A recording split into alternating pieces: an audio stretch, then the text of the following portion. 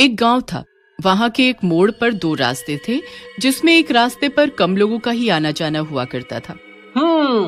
आज इस रास्ते से घर जाता हूँ। खाली खाली रास्ते पर चलने का मजा ही कुछ और होता है। सुहाना सफर और ये मौसम हंसी, हमें डर यहीं खो न जाए कहीं। सुहाना सफर और ये मौसम हंसी। अरे वो क्या चमक रहा है, एकदम शीशे जैसा। वाह, ये तो कंघी है, और बहुत ही सुंदर कंघी है। तभी पीछे से सोहन भी आ जाता है। क्या हुआ भाई रोहन, आज तुम इस रास्ते से कैसे घर जा रहे हो? यहाँ से तो कोई नहीं जाता। कुछ नहीं, सुहाना मौसम था तो मन किया कि खाली वाले रास्ते से ही चलते हैं, और ये थोड़ा लंबा भी है तो मौसम का मजा और आएगा, तभी इस रास्ते पे निकल आया। मैं तो रोज ही इस रास्ते से ही आता हूँ। मेरा घर तो यहीं से पास पड़ता है। तुम्हें पहली बार देखा तो पूछ लिया। अच्छा, वाह, तुम रोज ही आते हो, फिर तो मेरी आज किस्मत अच्छी थी। देखो मुझे कितनी सुंदर कंघी मिली है, इसकी चमक कितनी है। पहले तो मुझे लगा शीशा है या ऐसा ही कुछ है, लेकिन ये तो कंघी निकली। बहुत ज्यादा ही चमक है इसमें। कहाँ से मिली तुम्हें? मैं तो यहाँ से रोज आता जाता हूँ, मुझे तो कभी नहीं मिली। बहुत ही सुंदर लग रही है, मेरा तो दिल आ गया है। मन कर रहा है इससे अपने बालों को कंघी कर लूं। तुम्हारी किस्मत ही खराब थी, तो उसके लिए क्या किया जा सकता है। ये कंघी मुझे मिली है तो मैं ही इसका इस्तेमाल करूंगा, और कोई नहीं कर सकता। चलो ठीक है, तुम ही रखो तुम्हारी किस्मत वाली कंघी। मेरा तो घर आ गया, संभाल के रखना इस कंघी को। पता चले कि सारे बाल उड़ गए या कोई चुरा ले गया। तुम तो जल गए कि मुझे ये मिल गया। बाल उड़े चाहे कुछ भी हो, ये कंघी तो मेरे पास ही रहेगी। चलो चलता हूँ, क्या पता कभी तुम्हारी किस्मत भी अच्छी हो। रोहन घर पहुंचकर वो कंघी अपनी बीवी, माँ और अपनी बहन को दिखाता है। माँ, यहाँ आओ ना। माँ, कहाँ हो आप दोनों? देखो ये कितनी सुंदर कंघी है। तुम लोग अपने बाल आज से इसी से संवारना। और बहन, तू कहाँ है? तू भी सुन, इधर आ। देखो मुझे कितनी प्यारी कंघी मिली है, तुम लोग इस कंघी से अपने बाल संवारना।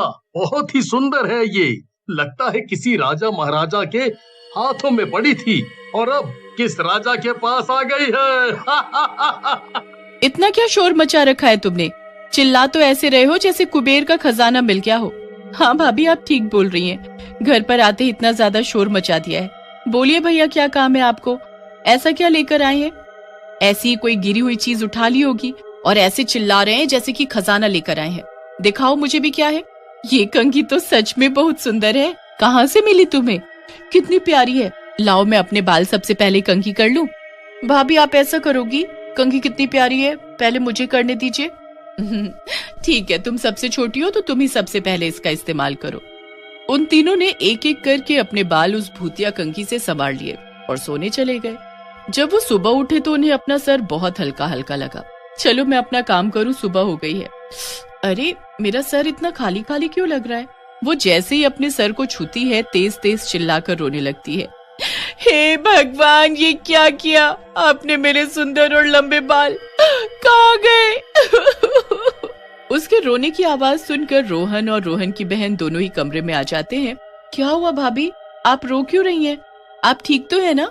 आप घूंघट लेकर क्यों रो रही हैं? तुम दोनों के साथ भी ऐसा हो गया? मुझे तो लगा सिर्फ मैं ही हूँ। आप हंस क्यों रही हैं? ऐसा क्या हुआ है जो हम तीनों को हुआ है? पहले रो रही थी, अब हंस पड़ी। क्या चल रहा है? आप दोनों एक दूसरे को तो देखो, आपको खुद ही पता चल जाएगा कि ऐसा क्या हुआ है। बीवी अपना घूंघट हटा देती है। उसको देखकर वो दोनों हंसने लगते हैं। ये क्या हाल बना लिया तुमने अपना?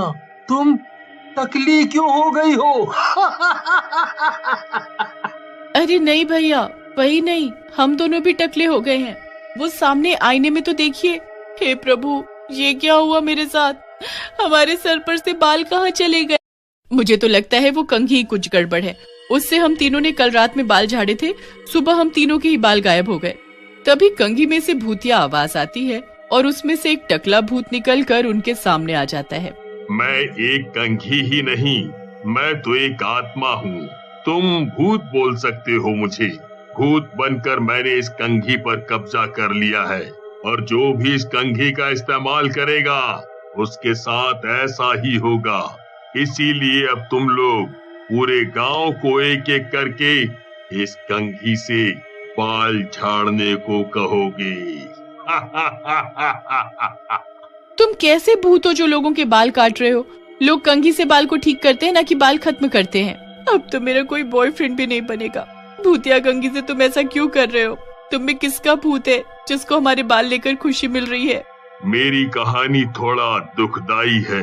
मेरे सिर पर एक भी बाल नहीं थे, मतलब मैं एक टकला आदमी था। एक दिन एक आदमी मुझे मिला। उसने मुझसे कहा कि अगर मैं ये कंघी खरीद लूं और रोज इसके कोनों पर तेल लगाकर अपने सिर पर फिरा दूं तो मेरे बाल आ जाएंगे। पर ऐसा कुछ नहीं हुआ, मैं टकला ही रह गया। क्या तुम्हारे बाल नहीं आए तो तुमने उसको क्यों नहीं मारा? बिना मतलब हमारे बाल क्यों हटा दिए? अरे मुझे पता चला कि वो आदमी फिर से शहर में बेचारे टकलों को कंघी बेच रहा है, तो मैं भी उसकी कंघी लेकर उसके पास जाने लगा कि मैं उसका पर्दाफाश कर दूंगा। पर रास्ते में मेरा एक्सीडेंट हो गया और मैं वहीं एक गड्ढे में जाकर गिर गया। गिरने से मेरे प्राण पखेरु उड़ गए। बारिश की वजह से वहां पर भूस्खलन हुआ तो मैं मिट्टी में दब गया और कंघी मेरे हाथों में रह गई जो तुमने उठा ली। अब मुझ में वो ताकत है कि मैं लोगों को टकला करूं, क्योंकि लोगों ने मेरा बड़ा मजाक उड़ाया है। अब मैं लोगों को टकला करके उनका मजाक उड़ा दूंगा। तो खाली मर्दों को टकला करो, हम औरतों को मत टकला करो। हमारी तो किस्मत ही खराब हो जाएगी, हमें तो कोई पूछेगा भी नहीं। हाँ, इनको टकला छोड़ दो, पर हम दोनों के बाल वापस कर दो कुछ भी करके। हम ऐसे कैसे जिएंगे? और वो गायब होकर बगल के घर में चला जाता है। ये कंघी तो सबको टकला करके ही मानेगी। लगता है पड़ोस में गई है। पूरे गांव में टकले टकले ही दिखेंगे लोग। अब हमें इस कंघी का कुछ न कुछ करना पड़ेगा। क्या करना है भाभी, आप ही सोचो। कि भैया तो बेवकूफ हैं, लालच के चक्कर में हम सबको टकला कर डाला और पता नहीं अब कौन कौन होगा। अगर एक बार वो कंघी हाथ में आ गई तो उसे तोड़ देती हूँ और तोड़कर जला देंगे। ना रहेगा बांस, ना बजेगी बांसुरी। ये तो अच्छा आइडिया है भाभी, पर वो हमारे हाथ वापस नहीं आएगी। अब वो बाल वालों के पास ही जाएगी सिर्फ, और हमारे पास तो बाल भी नहीं है। बहुत सोचने पर रोहन की बीवी को एक सुझाव आता है। सुनो, मेरे पास एक तरकीब है जिससे वो भूत अपनी भूतिया कंघी लेकर मजबूर हो जाएगा मेरे पास आने को, और जब वो मेरे हाथ लगेगी तो मैं उसके टुकड़े टुकड़े कर दूंगी और तुम बस तैयार रहना उसे आग लगाने के लिए। इधर एक और घर इस मनहूसियत का शिकार बन जाता है। तुम्हें तो फिर भी आदत है मुंडन करवाने की। तुम्हारे खानदान में तो कोई ना कोई हर साल टपक ही जाता है और एक तरफ से सारे मर्द टकले हो जाते हैं। पर मेरा सोचो, मैं पार्लर जाकर बाल सेट करवाने वाली लड़की अब अपना टकला जम्बू लेकर कैसे जाऊंगी बाहर। इसी तरह भूतिया कंघी गांव के ज्यादातर लोगों को टकला कर चुकी होती है। ये रही नकली बालों की विग। अब मैं इसे लगाऊंगी और जाकर सुभाष के घर में घुस जाऊंगी तो उसे लगेगा कि मैं वहीं की औरत हूँ। वो लोग अभी गांव से बाहर गए हुए हैं और चाबी मुझे देकर गए हैं। वो मुझे पक्का टकला करने के लिए सुभाष के घर आएगी। फिर वो दोनों वैसा ही करती हैं। रोहन की बीवी शीशे के सामने बैठी हुई थी, तभी भूतिया कंघी उसके सामने आ जाती है। पकड़ लिया, अब तू गई। लोगों को टकला करने का बड़ा शौक है ना तुझे, अब मैं तुझे तोड़ देती हूँ। जैसे ही वो भूतिया कंघी को तोड़ती है, उसमें तड़क करके आवाज आती है, नहीं, ऐसा मत करो। ले आइए आग लगाने का सामान, फूंक देते हैं इसको। बहुत परेशान किया है इसने। हाँ लीजिए भाभी, जला दीजिए इसको। और दोनों मिलकर टूटी हुई कंघी पर तेल डालकर उसको जला देती हैं, जिससे वो कंघी और वो भूत हमेशा के लिए खत्म हो जाता है।